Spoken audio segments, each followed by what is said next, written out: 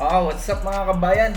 Nagbabalik ulit tayo dito sa ating channel mga kabayan at meron na naman tayong pag-uusapan patungkol dito sa pagpapail ni Pangulong Duterte ng kaso ng libel case mga kabayan dito kay Trililing ewan ko ba mga kabayan ang lakas ng tama ng Trililing na rin. At isa pa mga kabayan, may nabanggit din si Pangulong Duterte na patungkol dito sa kung sino ang nasa likod ni Trillanes, bakit siya ay napaka lakas ng loob na magpatuloy. Syempre kailangan mga kabayan ng pera gumalaw dyan. Matik yan mga kabayan. Pero syempre bago ko pala makakalimutan mga kabayan, maraming salamat sa mga bagong subscriber natin dito sa ating channel. At syempre kung di ka pa nakasubscribe, mag-subscribe ka na mga kabayan. Yan lang mga kabayan, happy na tayo happy na tayo dyan mga kabayan sa pag-subscribe ninyo at pag-like at pag-share nyo ng mga videos na ginagawa natin Laking bagay niyan mga kabayan kasi marami yung mga kapanood din ng ginagawa nating video patungkol dito sa mga nangyayari sa ating pamahalaan na talagang hindi maganda mga kabayan. Mas maganda yung marami yung mamulat mga kabayan ng mga kababayan natin na bilib pa rin dito sa mga pagluloko sa panluloko nitong administrasyon mga kabayan.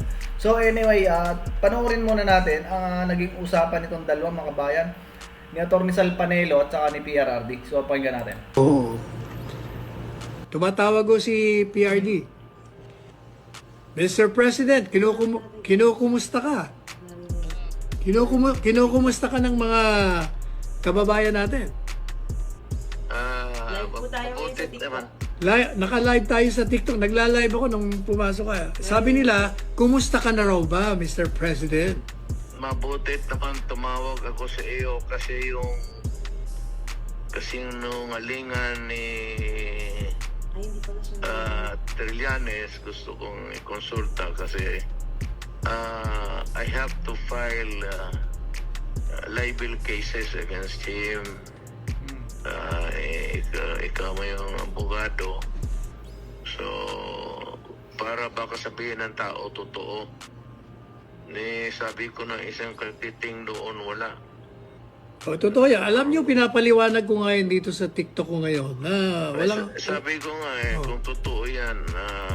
Wait lang mga kabayan. Alam niyo makikita niyo dito yung sabi nga, pagka daw ikaw ay mabuting tao, meron kang mga mabubuting kaibigan na susuporta sa iyo all the time, all the way mga kabayan. Kita niyo yung pagiging magkaibigan nitong dalawa na to ni Atty. Sal Panelo at saka yung mga nakapaligid ng mga kaibigan ni Pangulong Duterte. Kita mo yung mga tao na yun. So, ibig sabihin mo lang mga kabayan, mabuting tao talaga si Pangulong Duterte at talagang totoo na may malasakit sa taong bayan mga kabayan. Sinisirahan lang talaga sila ng mga taong ayaw na mabunyag yung mga katarantaduhan na ginagawa nila sa ating gobyerno o sa ating mga Pilipino mga kabayan. Yan yung katotohanan. So, tuloy natin mga kabayan. I will ask my daughter to resign as Vice President. At yung anak ko, Mayor, mag-resign dapat. Dapat lang kung totoo. At ako, wala naman akong posisyon. Pero ngayon, para ayaw ko na lang magsalita. Basta ako mag-file ng kaso. Patunayan niya sa korte kung puro ka balastugan na figures. Wrong spelling pa yung anak ng patutin. Wrong spelling pa. Alin ang wrong spelling? Ano na yung wrong spelling niya? Alin ba? Alin ang wrong spelling doon? Yung kay Hanilet, kulang an N. Yung kay Paulo, kulang U. Wala. Anong gusto mong gawin ko? Papayala mo ng kaso? Ako, sa iyo, sa akin siguro si Hanilet, may abogado naman sila. Si Man, puro abogado yan. So, Justice of the Supreme Court yung... Presidente Duterte, naka Facebook live ako Naririnig ka ng taong bayan. Ito totoo. Hindi ko nga akalain na sa edad ko nito, kaya ko pa rin maglagalag. Tinatanong nila, bakit daw gusto mong sunggaban si si Trillanes. Hindi, sa totoo lang, somebody should teach him a lesson in life. Nasanay kasi siya yung magkudita, kung ano-anong kalukuhan ang pinapasok niya sa buhay niya. Manira ng ibang tao, sirain yung puri, bali, and he gets away with it. Now, it's about time na kailan bigyan siya ng leksyon. Total, ito naman ang kalaban niya, ang totoo eh. Di mo ano yun, yung kanyang summary, puro figures. Ang bangko ang magsabi kung mayroon o wala. Korte yan eh. Tsaka niwala nga siya, Sir President. Dapat malaman na tao totoo at hindi. Yes, Lalo na si Inday. Sabi ko nga, fake na fake yun kasi unang-una hindi mo alam kung anong bangko yun. Tsaka wala naman magbibigay ng bangko ng gano'n. May secrecy. Secrecy law. Pati kung totoo man yun, secrecy law pa rin. Tsaka nga pala, binanatan ka ni Noli Di Castro. Wala ka daw isang salita. Bakit daw? Sinabi mo, sasayin ka ng waiver tapos kinukontra mo. Kaya binira ko siya. Oy, sabi ko, Noli, ikaw ang pinaka-inutil na vice presidente ng bansa eh. Nagsasalita ka na hindi mo alam. Alam mo. Grabe naman to si grabe naman to si Salvador Tumira, pinaka-inutil na vice president ng bansa, Noli Di Castro. Well, mga kabayan, based dun sa ating, siyempre, nakabutan natin yan si Noli Di Castro, talagang masasabi natin mga kabayan na inutil nga talaga mga kabayan. Isipin mo pagka tayo napasyal mga kabayan dun sa kanyang probinsya, ano makikita nyo na nagawa niya doon mga kabayan? Parang wala yata, magaling pa si Pangulong Duterte mga kabayan. Meron siya mga 8 na pantalan na ipatayo doon sa Mindoro mga kabayan. Kalahin mo yan, samantalang ito si Noli Di Castro naging vice president, walang napagawa, pambira. Baka ako na yung waiver ni Presidente Duterte, matagal niya nang ginawa yon nung 2016 pa, kinover mo pa nga ako ko. Di ba nagbigay ka ng waiver? Tanda mo yung waiver? Kaya lang hindi ka ako nirelease kasi joint account, yung isa anak niya. Kaya yung bangko hindi ni-release, pero sa totoo lang pina-release niya pa rin. Ang laman ng kanyang bangko ay 15 or 16,000 pesos lamang. Truth. Yan lang. One word. Ano ang katotohanan? Dapat ilabas, lalo na kay Inday.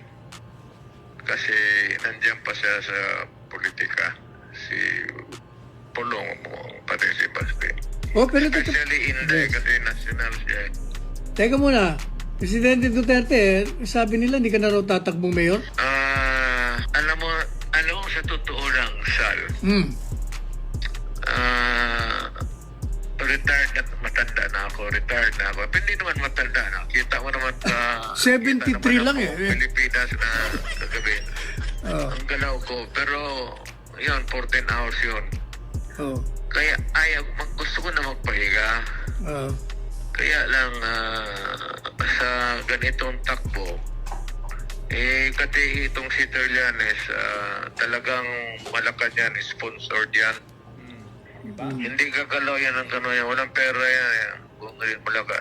Yan yung totoo mga kabayan. Meron sa Malacanang na sumusuporta dyan kay Trililing. Yan yung sinasabi natin mga kabayan noon pa, no? Na hindi yan basta-basta mga kabayan na gagawa ng mga hakbang. Tingin ko mga kabayan, naggagamitan niya mga yan. Siyempre si Trillanes mga kabayan, ang may alam dyan sa mga ganyang issue, diba? Siya yung nag-file ng case sa ICC. So siyempre meron siya mga mga documents na hawak niyan mga kabayan noon. So siguro, no? Ginamit si Trillanes, kaya siguro lumabas din yung balita mga kabayan na si Trillanes yung ang author no ng mga nagiging hearing na yan sa Huadcom, 'di ba? Yun yung isang sinasabi natin na talagang meron na nagpopondo diyan kay Trillanes na taga Malacanang. At yan mga kabayan, 'di ba? Hindi naman masasabi ni Pangulong Duterte yan kung hindi yan kumbaga totoo, 'di ba mga kabayan? So tuloy natin. Ewan, nagtataka ako bakit ang Malacanang na ginagawa naman wala naman kaming kasalanan sa kanila, hindi naman ako nag-atake kay Presidente. Pero alam ko na si Trillanes nagtrabaho kay President Marcos. Tapos O, 'di ba mga kabayan?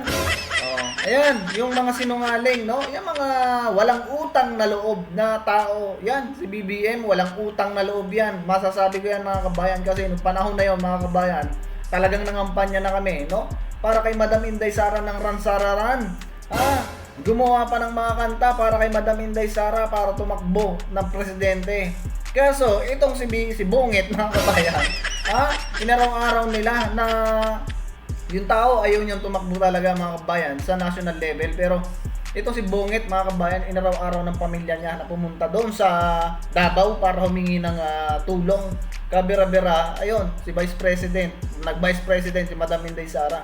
Pero tama lang yan mga kabayan, no? At least, no? Nakita natin sa dalawang mata natin at naririnig natin mga kabayan, yung mga walang silbi or masasabi natin mga kabayan na mga balimbing, yung mga masasabi natin na corrupt official ng ating gobyerno. Kaya ngayon mga kabayan, maraming salamat din sa ating Vice President kasi dahil sa kanya, nakita natin ang katotohanan na nandyan sa gobyerno. O tuloy natin mga kabayan. So, pagka ganon, mapipilitan akong tatabo uli ng mayor. So, balang araw, baka sila o manalo o talo, makikita naman kami sa politika. At tingnan natin kung ano ang nasa what lies or what lies ahead in the future. Kailangan mo ng leverage kapag hindi kawawa ka. Kaya nga. Magmukha kang tanga. Kagaya ngayon, kung wala kang, kung hayaan mo lang ng ganon, totoo matatapos ka sa buhay na ito na ganon ba pa magduda talaga ng tao. Kaya dapat ang mga bangko, pati ang gobyerno magsabi. Hindi ako magsabi sa hindi ko sila turuan. Ilabas lang nila kung anong totoo. May pera ako sa bangko. May pera ako. Pero yung totoong amount at totoong bangko. Kasi actually, ang pinalalabas ni Trillanes, marami kang pera dahil marami kang ninakaw. Yun ang talagang propaganda laban sa iyo. That's it. Kaya, at saka yung sabi niyan, drug money. Oh, yun. Isa pa yun. Dapat patunayan niya yan kasi mahabang kailangan niya i-link niya ako doon sa hanggang dulo ng daigdig kung saan yan. Because if he cannot prove it, then he goes to sa karami niyang libel na masasalubong. Surely, yung isa dyan, hindi lang fine. Imprisonment talaga. Oh, yun. Serious charges yan eh. So, yun pala. Lalo na yung allegations ng druga-druga. Alam mo na. So, yun pala mga kabayan, yun pala ang dahilan, no? Maaari mga kabayan na merong mga libel case, no, na hindi pinapatulan ng ng korte.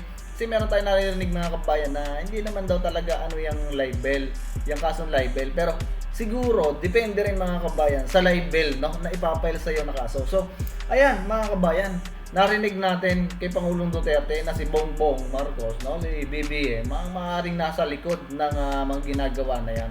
Tapos ito naman si Bongit mga kabayan, si Bongit ay patay, kumbaga wala siyang alam, no. At alam niyo na mga kabayan ng mga walang utang na loob sa ating dating administrasyon. Kung hindi dahil mga kabayan di man nila tanggapin yung katotohanan, na kung hindi dahil mga kabayan sa mga Duterte, hindi yan makakaupo dyan bilang isang presidente. Yun yung totoo. Kaya mga walang utang na loob, mga kabayan, sige na mga kabayan, papaalam na tayo. Maraming salamat, no, at sa mga bagong subscribers natin mga kabayan, maraming salamat sa inyo, ha. Huwag kayong magsawa na magsuporta sa ating dating administrasyon kay Pangulong Duterte, kay Madam Inday Sara, at sa mga iba pa, no, nakaalyado ng ating dating administrasyon. Nandiyan si Marcoleta mga kabayan, isa ding goods na takbong congressman niya ay senador mga kabayan. Sa congress naman mga kabayan si Belheca, yan isa din yan goods mga kabayan para sa akin na nakikita ko. Depende sa inyo mga kabayan at marami pang iba. So ayan mga kabayan, maraming salamat sa inyong pagsubaybay at panonood. Pagsama sa akin dito, nakamanood dito sa kwentuhan ng dalawa nating iniidolo mga kabayan. Ito si Atty. Sal Panelo, isa yan din na napakagaling na attorney. So ayun, see you sa susunod na video mga kabayan. Ingat kayo palagi at adios.